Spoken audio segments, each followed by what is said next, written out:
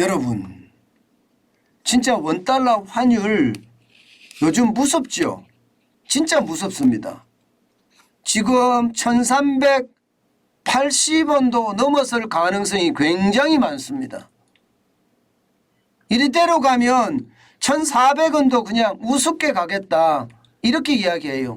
많은 사람들이 연말에 1400원 간다고 했는데 이제는요 연말에 1400원 가신다는 분은 많이 없어졌어요.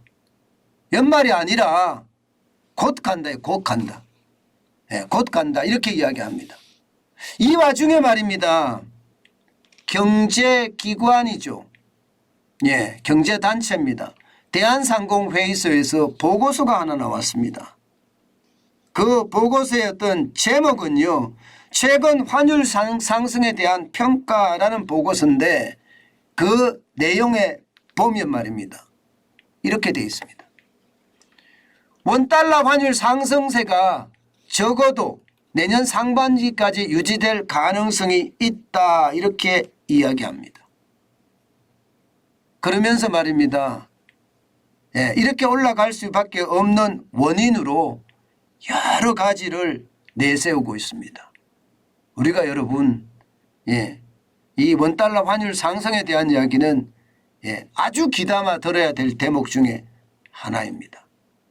자, 첫 번째 원달러 환율 상승세가 내년 상반기까지 유지될 가능성 첫 번째는요 이겁니다.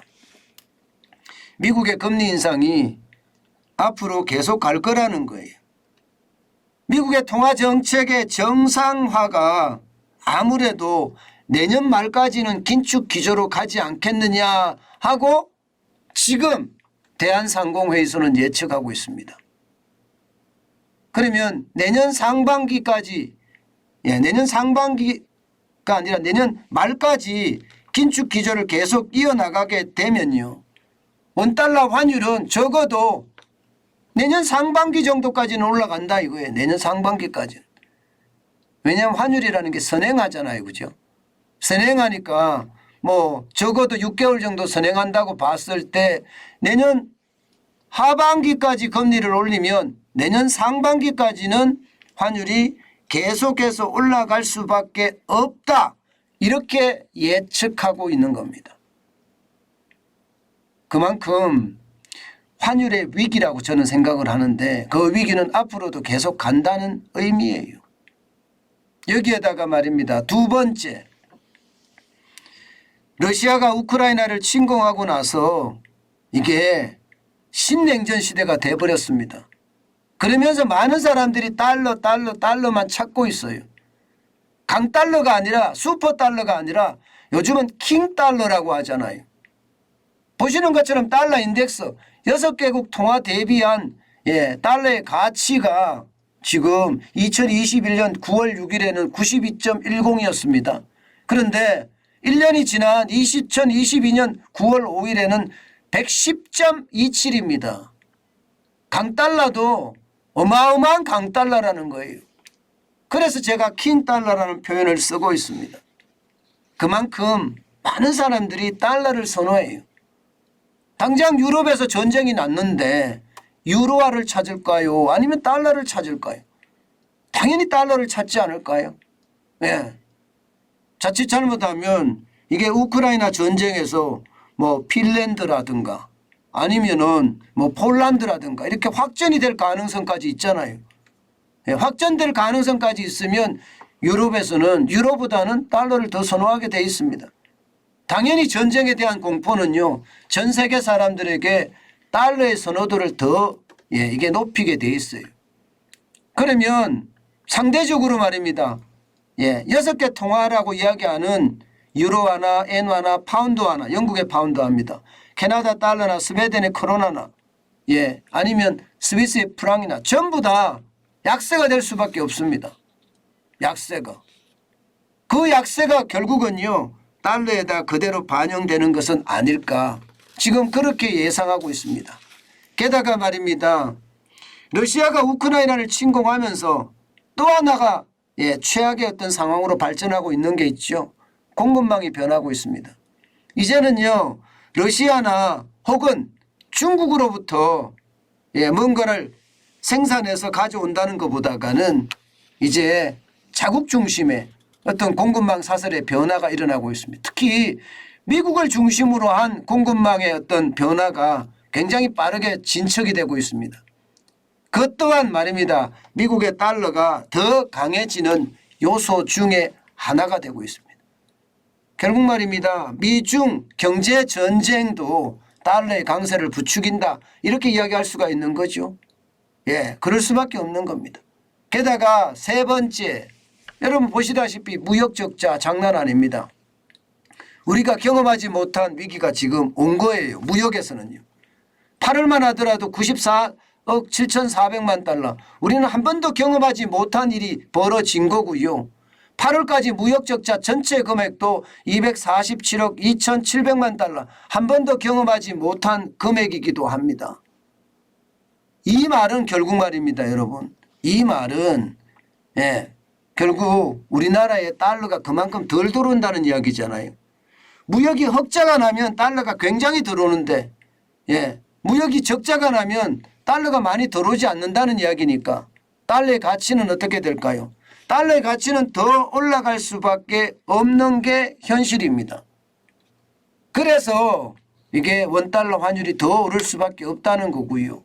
게다가 지금 무역 적자는 단시간 내에 지금 개선될 기미는 전혀 보이지 않습니다. 앞으로도 무역 적자는 한동안 갈 거라는 게 현재 시장의 예측이거든요. 그런 측면에서 보면 환율은 떨어지기가 힘들다 이렇게 볼 수가 있겠죠. 게다가 말입니다. 대한상인은 네 번째 인구에 대한 변화도 이게 환율 상승의 이유가 되고 있다. 이런 이야기를 하고 있습니다.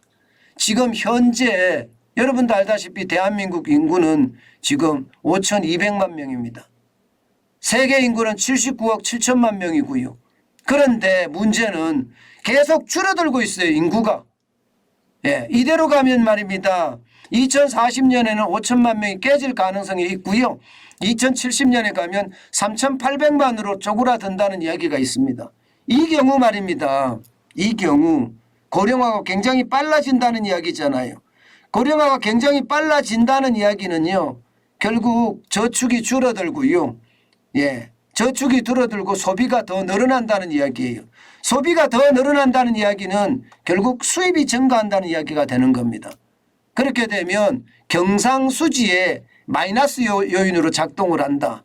경상수지의 마이너스 요인으로 작동을 하면 달러가 대한민국에 들어오는 공급을 더 줄일 수 있다. 결국 달러가 경상수지 흑자가 나서 많이 들어오는 것보다가 줄일 수 있다. 이런 얘기까지 지금 하고 있는 중입니다. 그만큼 말입니다. 인구 구조의 변화도 결국은 원달러 환율의 상승, 원달러 환율을 그만큼 올리는데 영향을 미치고 있다. 이런 얘기가 되는 거고요. 여기에다가 또 있습니다. 해외 직접 투자가 굉장히 많이 늘어납니다. 여러분 보시는 것처럼 대한민국의 해외 직접 투자는요. 굉장히 빠른 속도로 늘고 있습니다. GDP 증가율 대비해서 해외 직접 투자 증가율은요. 여러분 대한민국은 11.6배예요. 독일이 2.9배, 프랑스가 2.8배, 이탈리아가 2.7배, 캐나다 2.5배, 미국도 2.1배입니다. 영국도 1.4배입니다. 그런 거 비하면 대한민국은 해외 투자가 굉장히 빨리 나오고 있죠. 쉽게 말하면 대한민국에서는요. 기업하기 힘든 나라라는 뜻이에요. 게다가 지금 서학개미라고 해서 국내 주식시장에 투자하는 것보다가 해외 주식시장에 투자하는 게 더 좋다. 뭐 이런 얘기까지 나올 정도니까 해외 투자는 굉장히 늘어나잖아요. 그러면 해외 투자하는 사람들 입장에서는 달러로 바꿔야 됩니다. 달러에 대한 수요가 또 그만큼 늘어나는 거예요. 달러에 대한 수요가 그만큼 또 늘어나기 때문에 결국 말입니다. 이것은 환율 상승에 아주 지대하게 영향을 미친다. 이렇게 얘기할 수 있을 겁니다. 그만큼 말입니다. 원달러 환율은요. 당분간 안 떨어진다는 이야기입니다. 지금 여러분 보시다시피 9월 6일이에요. 9월 6일 현재 1371.7원이에요. 지금 오르는 속도가 2022년 5월 12일에 1288.6원이었는데 계속 오르잖아요. 계속 오릅니다. 결국 말입니다. 여러분에게 제가 말씀드린 대로 원달러 환율은 그 어느 때보다 빨리 오르고 있고요. 심지어 말입니다. 이대로 가다가는 진짜 1,400원이 얼마 안 남았다 이렇게 이야기합니다. 연말까지도 안 간다 이런 얘기까지 나올 정도예요. 오늘도 보세요 여러분. NDF라고 해서 차액 선물한 시장에서 지금 거래되는 거 보면 1379.50으로 마감을 했습니다. 실제로 말입니다. 1381까지도 올라갔습니다. 오늘. 아마 오늘 외환시장에서 원달러 환율은 또 많이 올라가지 않겠느냐 하는 게 지금 현재까지의 전망입니다. 그만큼 말입니다. 환율은 천정무서운 줄 모르고 올라간다. 이런 얘기 진짜 많이 합니다. 천정무서운 줄 모르고 올라간다. 그만큼 말입니다. 지금 원달러 환율은 계속 올라간다는 거예요. 근데 문제는 이게 지금 연말까지가 아니라 내년 상반기까지 지금 대한상인은 올라간다고 하잖아요. 그럼 내년 상반기까지 지금 얼마나 올라갈지 진짜 두렵습니다. 진짜 두렵습니다. 외환 보유액도 지금 한 달에 줄어드는 게 21억 달러씩 계속 줄어드니 계속 돈을 쓸 수는 없거든요. 외환 보유액이 잘못하면 이게 줄어들면 줄어드는 만큼 지금 시장의 충격은 어마어마하게 줄 수 있기 때문에 함부로 외환 보유국을 계속 쓸 수도 없습니다. 그런 상황이라면 여러분 지금 보면요. 1,400원은 너무 쉽게 가지 않겠느냐 이런 예상도 지금 가능하게 돼요. 그렇지만 여러분 저는 투자는 저는 아니라고 봅니다. 투자는요.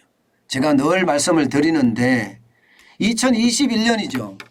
2021년 제가 1월 달에 사라 엄청 했습니다. 분노의 매수를 하라고요. 이게 1084.7원까지 내려갔었으니까요. 그래서 실제로 사신 분들이 많아요. 그런데 지금은요. 1371원까지 올라온 상태잖아요. 그죠? 지금 이 상태에서 말입니다. 여러분. 이게 달러를 투자 목적으로 사는 것은 방법이 아닙니다. 이럴 때는 여러분 진짜 위험에 대한 생각을 할 수밖에 없잖아요. 그러면 내가 돈이 많아요.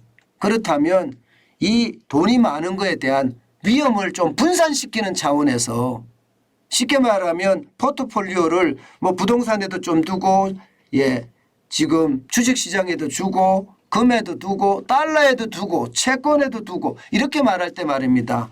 이 달러를 좀 사놓는 거 위험 회피 목적으로는 저는 사는 거를 권하지만 그렇지 않고는요. 여러분 달러를 투자 목적으로 사는 것은 지금은 방법이 저는 아니라고 생각을 합니다. 그만큼 말입니다.